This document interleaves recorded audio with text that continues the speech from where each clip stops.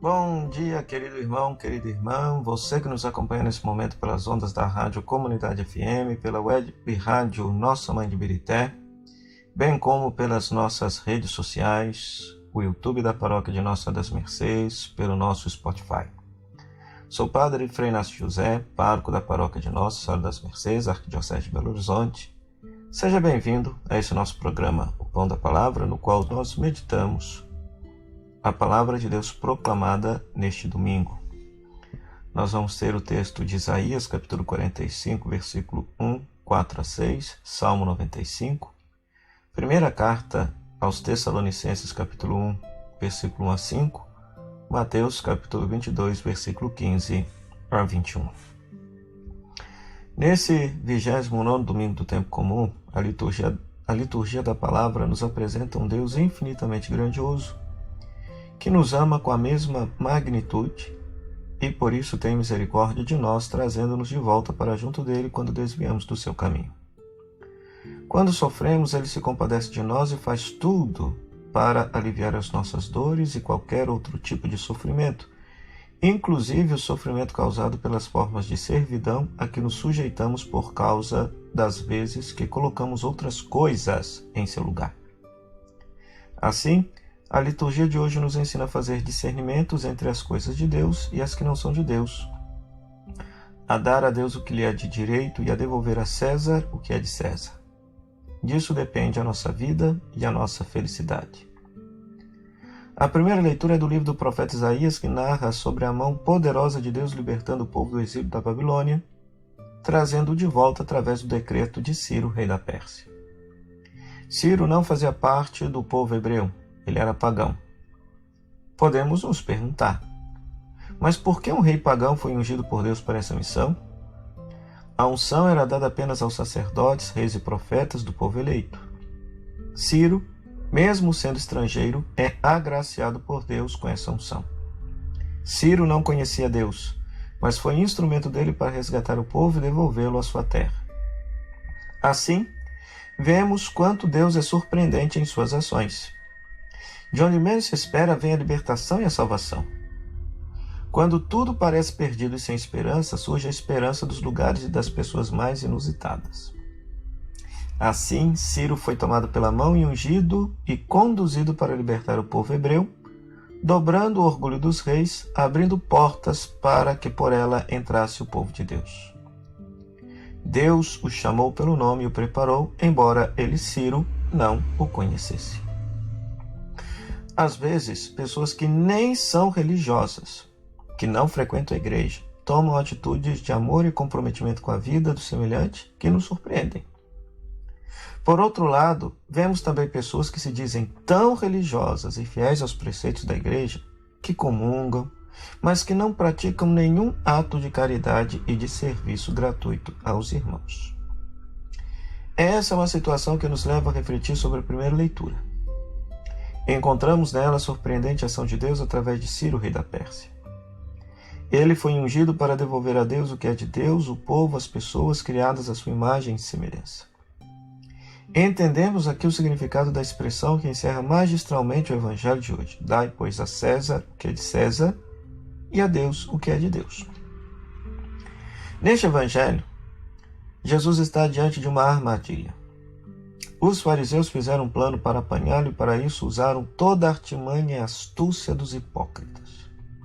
Enviaram seus discípulos e partidários de Herodes para interrogar sobre a legalidade de se pagar imposto ou não a César. O imperador romano queria usurpar o lugar de Deus. Imprimiu na moeda sua figura para que assim fosse adorado como um Deus. A moeda representava também os altos impostos e a opressão do povo, a dominação estrangeira e todos os seus desdobramentos políticos e religiosos. Se Jesus dissesse que era lícito pagar imposto a César, estaria contradizendo todo o seu projeto de vida e libertação, além de legitimar a usurpação do lugar de Deus. Se dissesse que não, estaria subvertendo e contrariando o poder de César e seria tido como um revolucionário, contrário aos planos da nação, enfim, um subversivo que precisaria ser eliminado. Era, portanto, uma trama muito bem articulada, mas Jesus não se deixa envolver por ela, nem mesmo pela falácia que antecede a pergunta. Eles elogiam e destacam seus bons procedimentos para depois aplicar o golpe. Usam de uma fé, como se costuma dizer das pessoas com essa índole. Estendem o tapete e depois o puxam para assistir à queda.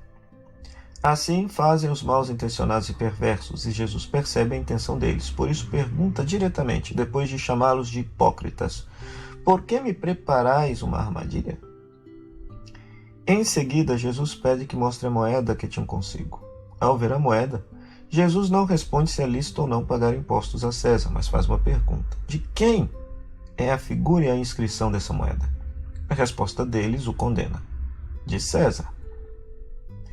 Ao imprimir sua face na moeda, César se colocou no lugar de Deus, construindo uma imagem dele, como se fosse um Deus.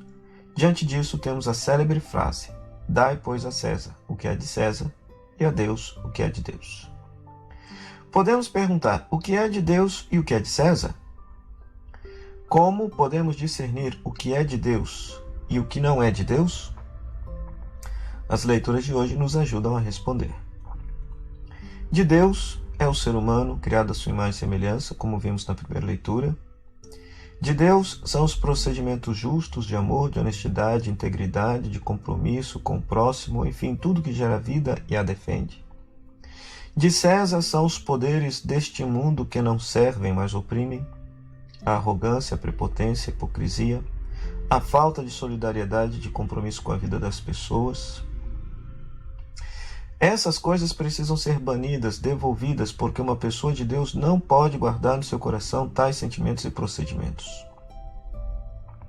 É interessante que hoje se utiliza, a política tem utilizado de uma forma muito errada e perversa a religião para se justificar no poder, fazendo esta mesma mistura daquele tempo, de um imperador que se considera divino, de um imperador que é justificado pela religião. Nós estamos vendo este movimento crescer novamente aqui no Brasil, e isso é perigoso. Perigoso. Com isso, a liturgia de hoje nos convida a fazer uma revisão de nossas ações para podermos fazer as escolhas acertadas. Ter atitudes que nos conduzam no caminho de Deus, como fez a comunidade de Tessalônica da segunda leitura. A primeira carta aos Tessalonicenses é o primeiro escrito do Novo Testamento.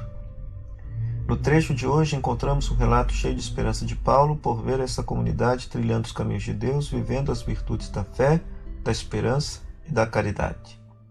Quem cultiva tais virtudes no seu coração, cultiva as coisas de Deus, e assim devolve a Deus o que é dele, e em troca recebe seu amor e sua proteção, como vimos na primeira leitura. Que possamos, com esses ensinamentos, fortalecer o nosso compromisso missionário e seguir trilhando os caminhos de Deus. Assim faremos jus à nossa profissão de fé, que reconhece esse Deus Pai Todo-Poderoso, Criador do céu e da terra, que nos criou como filhos seus e que, por isso, se desdobra para que tenhamos vida em plenitude. O Senhor esteja convosco, Ele está no meio de nós. Que a bênção de Deus Todo-Poderoso, Pai, Filho e Espírito Santo, desça sobre vós e permaneça para sempre. Amém. O nosso muito obrigado à Rádio Comunidade FM, que nos cede esse espaço para poder pregar a palavra de Deus, também como a Web Rádio Nossa Mãe daqui de Iberité. E a vocês que nos acompanham pelo Facebook da Paróquia de Nossa Senhora das Mercês, pelas nossas redes sociais, pelo nosso Spotify.